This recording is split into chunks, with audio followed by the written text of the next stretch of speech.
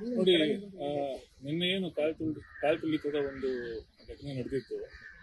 ಈ ಸಂಬಂಧ ಮಾನ್ಯ ಕರ್ನಾಟಕ ಉಚ್ಚ ನ್ಯಾಯಾಲಯ ಈ ಬೆಳಿಗ್ಗೆ ಏನೊಂದು ಸ್ವಯಂ ಪ್ರೇರಿತ ಒಂದು ಅರ್ಜಿಯನ್ನ ದಾಖಲಿಸಿಕೊಂಡಿತ್ತು. ನಾವು ಅರ್ಜಿದಾರರ ಪರವಾಗಿ ಅಂದ್ರೆ ಮಧ್ಯಪ್ರವೇಶ ಮಾಡಲಿಕ್ಕೆ ಇಂಟರ್ವ್ಯೂನಿಂಗ್ ಅಪ್ಲಿಕೇಶನ್ ಅಂತ ನಾವೇನು ಕರಿತೀವಿ, ಆ ಒಂದು ಅರ್ಜಿಯನ್ನ ಸಲ್ಲಿಸಿದ್ವಿ. ನೋಡಿ, ಇವತ್ತು ನ್ಯಾಯಪೀಠಕ್ಕೆ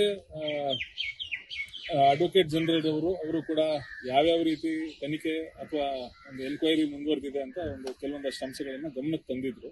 ನ್ಯಾಯಪೀಠ ಬೆಳಿಗ್ಗೆನೆ ಅವರನ್ನ ವಿವರವಾಗಿ ಈ ಒಂದು ಅಂಶಗಳನ್ನ ನ್ಯಾಯಪೀಠದ ಮುಂದಿಡ್ಲಿಕ್ಕೆ ಅವ್ರಿಗೇನು ಆದೇಶ ಮಾಡಿದ್ರು. ಅವ್ರು ಆ ನಿಟ್ಟಿನಲ್ಲಿ ಅವರು ಒಂದು ರಿಪೋರ್ಟ್ ಅನ್ನ ವರದಿಯನ್ನ ಸಲ್ಲಿಸಿರ್ತಾರೆ.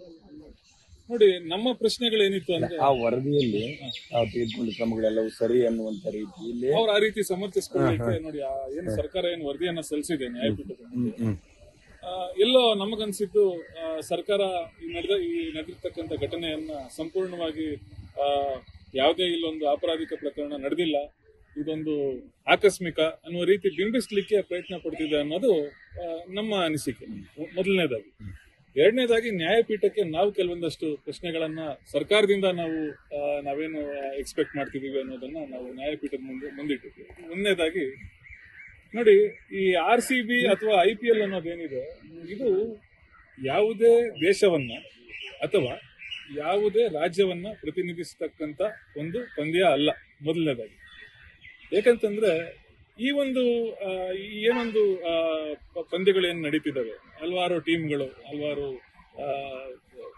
ಈ ಕೆಲವೊಂದಷ್ಟು ಮುಖ್ಯವಾಹಿನಿಯಲ್ಲಿ ಇರ್ತಕ್ಕಂಥ ಸಿಟೀಸ್ ಯಾವ್ದಾದ್ರು ಬೆಂಗಳೂರು, ಡೆಲ್ಲಿ, ಇಂಥ ಹೆಸರುಗಳನ್ನ ಅವರ ಒಂದು ಈ ಖಾಸಗಿ ಮಾಲೀಕತ್ವದ ಟೀಮ್ಗಳೇನಿದಾವೆ ಇವುಗಳ ಜೊತೆ ಸೇರಿಸ್ಕೊಂಡು ಇವರು ಒಂದು ಪಂದ್ಯವನ್ನ ನಡೆಸಿರ್ತಕ್ಕಂಥದ್ದು. ಅದಕ್ಕೆ ನಮ್ಗೆ ಯಾವುದೇ ತಕರಾರಿಲ್ಲ. ಆದ್ರೆ ಒಂದು ಖಾಸಗಿ ಪಂದ್ಯವನ್ನ ಇವರು ಅಭಿನಂದಿಸ್ಲಿಕ್ಕೆ, ಇದು ಯಾವುದೋ ರಾಜ್ಯದ ಒಂದು ಪಂದ್ಯವಲ್ಲ ಅಥವಾ ಯಾವುದೇ ಒಂದು ರಾಷ್ಟ್ರಕ್ಕೆ ಸಂಬಂಧಪಟ್ಟ ಪಂದ್ಯ ಅಲ್ಲ, ಅಥವಾ ಯಾವುದೋ ಒಲಿಂಪಿಕ್ಸ್, ಏಷ್ಯನ್ ಗೇಮ್ಸ್ ಅಥವಾ ಕಾಮನ್ವೆಲ್ತ್ ಪಂದ್ಯನೋ ಖಂಡಿತ ಅಲ್ವೇ ಅಲ್ಲ. ಇದಕ್ಕೆ ಇವರು ಈ ರೀತಿಯ ಒಂದು ಪ್ರಶಂಸೆಯ ಒಂದು ದೊಡ್ಡ ಸಂಭ್ರಮವನ್ನ ಈ ಒಂದು ಬೃಹತ್ ಗಾತ್ರದಲ್ಲಿ ಇವ್ರು ಮಾಡ್ಲಿಕ್ಕೆ ಇವರಿಗೆ ಅನುಮತಿ ಇದೆಯಾ? ಇವರು ಯಾವ ಒಂದು ಅನುಮತಿಯ ಮೇರೆಗೆ ಅಥವಾ ಯಾವ ಒಂದು ಶಾಸನದ ಮೇರೆಗೆ ಈ ರೀತಿ ಇವರೊಂದು ಸರ್ಕಾರದ